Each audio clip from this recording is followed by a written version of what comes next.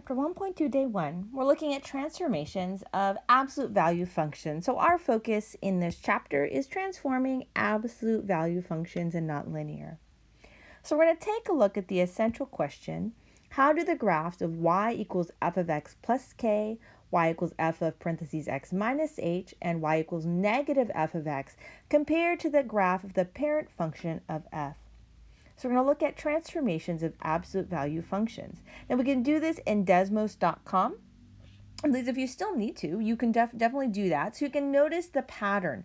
Once you notice the pattern, you won't need it anymore. And so our goal for this first chapter, is to learn about the patterns of what we can do to functions, and then we're going to apply it to every single type of equation there is, like a square root, a cubic, a parabola, and so forth. So we'll definitely get lots of practice this year.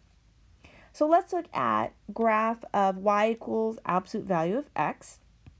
So we're going to compare the graph of the transform function y equals absolute value of x plus k to the parent function. So we're going to discover what does plus k do to it.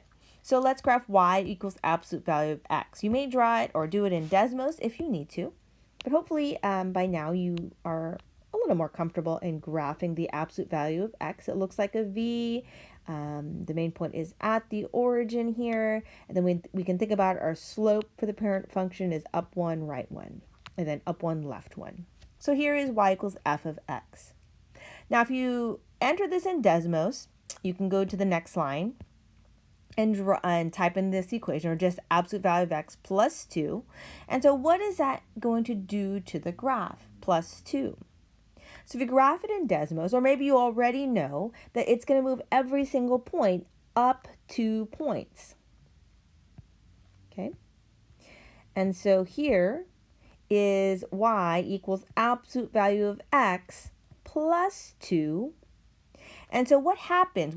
Describe the transformation. We can say it moved up 2 units, or just up 2. Now you can graph y equals absolute value of x minus 2. So go ahead and try it. What do you think is going to happen here? So it's going to move down 2 units in this case. And so here is the graph. And nothing changes. The slope is still the same. We can say it moved down 2 units. So minus 2 at the end, it's going to go down whatever many units that is, and then a positive will make it go up that many units. Now compare the graph of the transform function y equals absolute value of x minus h to the parent function. So let's draw the parent function first. So we'll draw it here.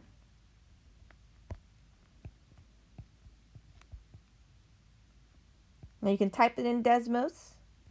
So what happens if you type in y equals absolute value of x plus 3? So it's inside, it's with the x.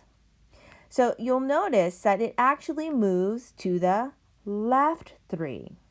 Left 3. It's still the same graph, it just moved left. So a plus 3 actually means left 3. So that moved left 3 units. Then a minus 2, what do you think is going to happen to that? Well, that's going to go, minus 2 is going to go right 2 units. If you think about how do I find the x-axis, or how do I find the x-intercept, you could solve for that. Okay. Now, the shorter way to think about that is what makes it 0 inside. A positive 2 makes it 0 inside, which is right 2 here. 2 minus 2 is a y of 0, so that goes there. So just know when you have a negative on the inside, it's going to go to the right that many units, so right 2. So it's opposite of what you think it is. And then if you see a positive on the inside, you're actually going left that many units. Now let's look at this.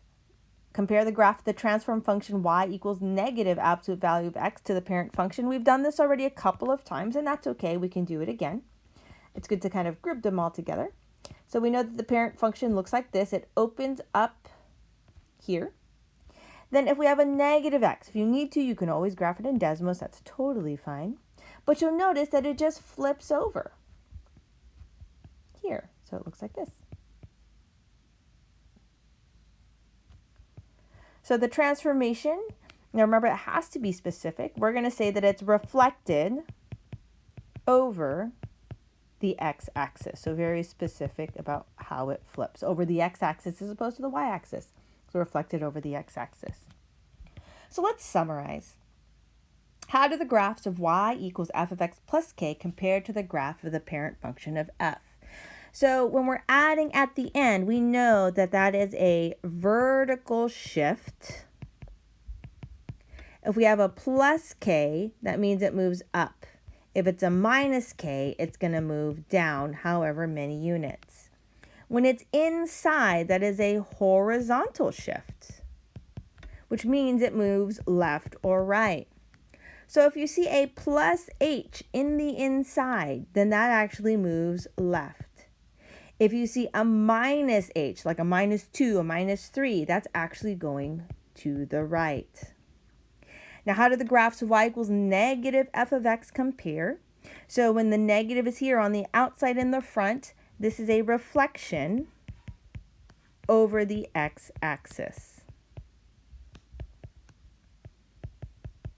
So those are the main things we want to talk about with our transformations. And so I want you to apply that here.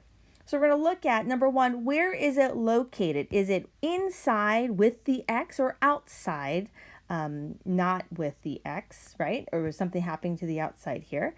And so we're just talking about whether it's moving up, down, left, right, or if it's a reflection. See if we can identify the parent function as well. Okay, so let me just start with this one. So the parent function for this one, letter A, that's just a square root of x. We can say f of x equals square root of x. Transformation, a -4 is on the outside, so that's going to move down 4. Okay, so try the rest of these out, please.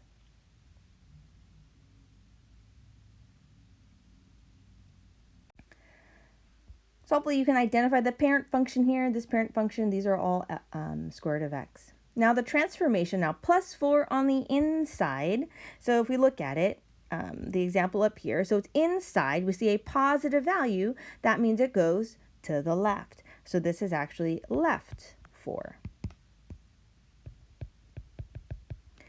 Now this negative in the front here, what does that mean? Well, that's going to be this, so it's a reflection over the x-axis. Or reflected over x-axis. Here we have a +1 at the end, so that means it moves up 1. This one, it's always a horizontal, it's a little tricky. If it's -1 on the inside, so notice it is squared and it's -1 inside, then minus means it actually goes right 1.